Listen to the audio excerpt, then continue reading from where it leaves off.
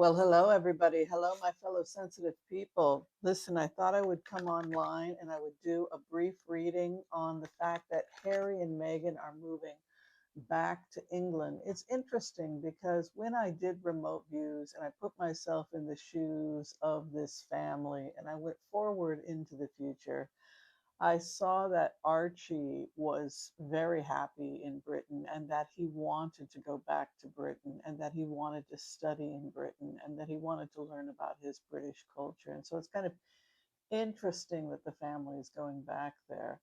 Of course, I don't really predict the future. It's more that I put myself in the shoes of others and then I try to think about what my choices would be and what the most likely outcome is.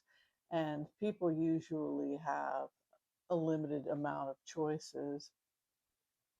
And so when you really put yourself in the shoes of another person, you have a pretty good idea where they're headed. But when I put up myself in the energy of Archie, the son of Harry, I see a tall, athletic, very good looking man who has a career, is quite popular. I sense that Archie will be quite popular. I think he will be having a much easier time than his mother or father when it comes to school. He is the darling child. He is the kid. I just feel also he's going to be very tall and he's going to have a bunch of curly hair and he's going to be extremely handsome. I also have visions of Archie playing polo, and I have a feeling that he's going to be quite athletic, and I can see him winning polo matches and being quite competitive.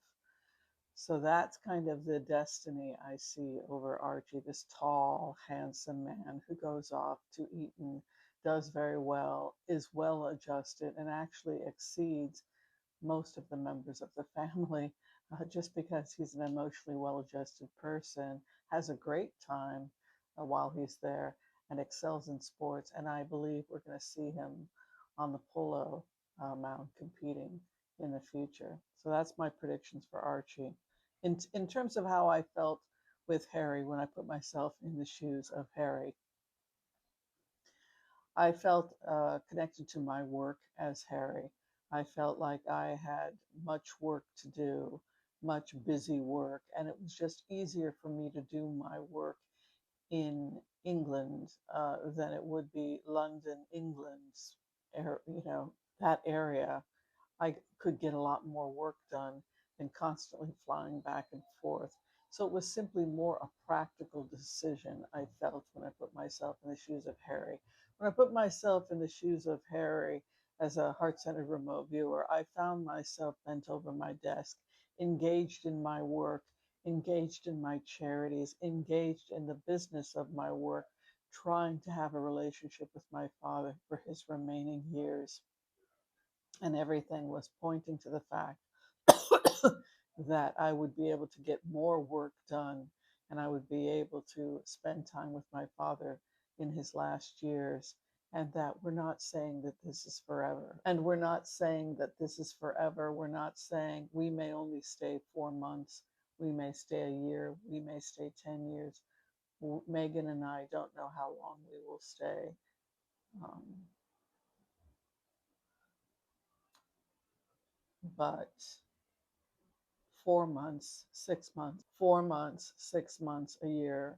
We'll see how it goes. It has a lot to do with my father's health. This is how I feel as Harry, wanting to be close to him, feeling that I want to make good in terms of my commitments to the firm, finishing things up, working hard to solidify my commitments to the firm in terms of what I can do to assist the firm. Everything makes sense that I go back to Britain in order to do this work. And that comes with guarantees that Meghan will be supported in ways that she had not been in the past. Let's go ahead and do the empath prayer. Let's take a look and see what we find. Thanks for being here. If you haven't had a chance yet to like, share, and subscribe, I'd really appreciate it. Thanks a lot. Okay, I want to call on white light protection for myself and this community as we ask permission from Spirit to access the Akashic Records. We call on our spirit guides and our good angels to be with us.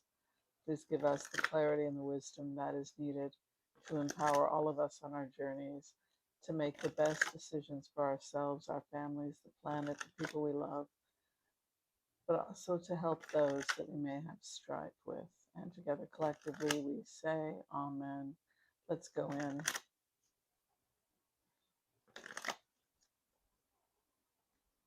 I feel when I go into Meghan's energy that she is surrounded by a bunch of women. I feel the power of women surrounding her, and I feel the power of women protecting her. Women from her various different charities that are beside her and helping her. I also feel that if there was an injustice, I know they fired 50 people that were in the firm who were working for the firm for allegations of racism, etc. The using of the media to write trash stories about Meghan, all of that has to come to an end if they want her to come back.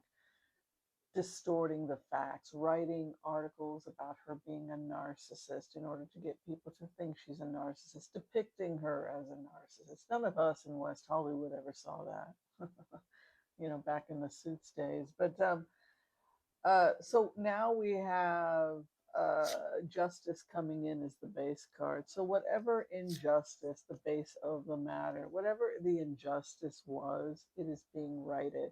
And the karma card is also pretty great, which is an ace of wands. And that's a victory, it's entrepreneurship, and it's work.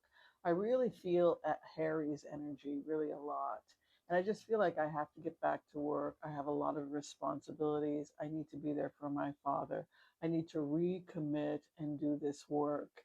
And there's a lot of work to do. And I'm just ready to get back home and to get back to work. And I just feel that this is work that it would be better suited for me to be there if I'm to continue this work. So people naturally are concerned about his marriage and Meghan's health because the whole reason they left was she was being harassed via social media, etc. Right now, the first house is the Ten of Cups, which is the reuniting of the family, and that's actually quite auspicious. I know he has challenges with his brother. However, it is a lion's den. It's like luring the lamb into the lion's den. There is woe be it to the other. The devil is over the family dynamic. The devil can be codependency, drug addiction, it can be a cult, can be addictions to sex, drugs, and rock and roll. Um, but the problem here is that it is codependency and addiction over the family dynamic. And that has me a little bit concerned as a reader. That's the first and second house. As we mentioned, I think they're going to be okay because we have justice, and the karma card, which is the card underneath the base, is an ace of wands. The fourth house, what is coming in back and forth, would indicate two separate homes or two locations. Perhaps they will keep their Montecito home or another home they have in Portugal, but I'm seeing two domiciles. So if Meghan's feeling a little overwhelmed, she can always hop over to Portugal and take a break. Um, Sounds like a great idea. And what they're sitting in is to take the leap of faith. Will their family survive? Will the marriage survive? The hopes and fears, health. This is Archangel Raphael, the Page of Cups. It's the elixir. It brings medicine. It The angel that brings medicine is Raphael, and the sixth house energy is grief. They could come to regret this decision. I'm genuinely worried. I'm worried that they're being lured potentially into a trap and they won't be able to get out. It was hell for them to get out the first time. I can't guarantee they'll be able to get out a second time. My problem here is the Five of Cups moving into sixth position, which could be about grief and loss. And from Harry's perspective, it's as if he's being manipulated or guilt tripped. You better come, you've got to do all this work. Dad's not long for this world. And so he's trying to be the good son, the righteous son, come back and do that work. But he may come to regret it. We have this wonderful love card here, and we have karma here, but there's a deep concern here about betrayal with the Ten of Swords standing in the ninth house. And the final outcome here, there you have it. Harry, hard at work. I have so much work to do, and it simply became impossible flying back and forth. And it became obvious that everything was pointing to the fact that I had to be back in Britain because of the overwhelming amount of work and the fact that I wanted to be closer to my father.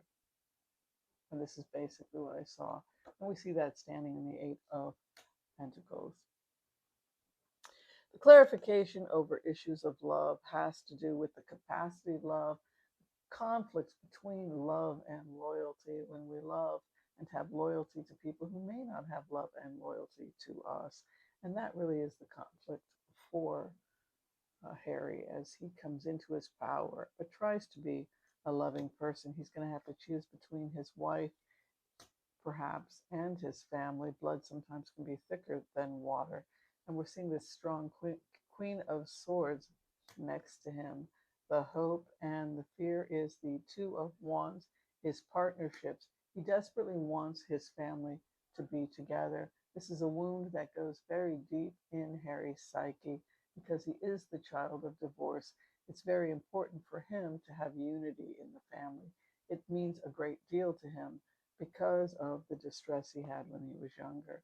And the final outcome is his destiny is overseas. His destiny remains in Britain because that is where his work lies. We see him in the Three of Wands, the ship coming in, often overseas. We see that beautiful eastern direction of the Three of Wands as he looks over that Atlantic Ocean to a land on the other side of the pond. Harry plans that future mastery. Well, I just wish them all the best. It looks very exciting, and I'll keep you tuned. Thanks for watching. Be sure and share, like, subscribe, and thank you so much for watching. Be well, everyone. Bye bye.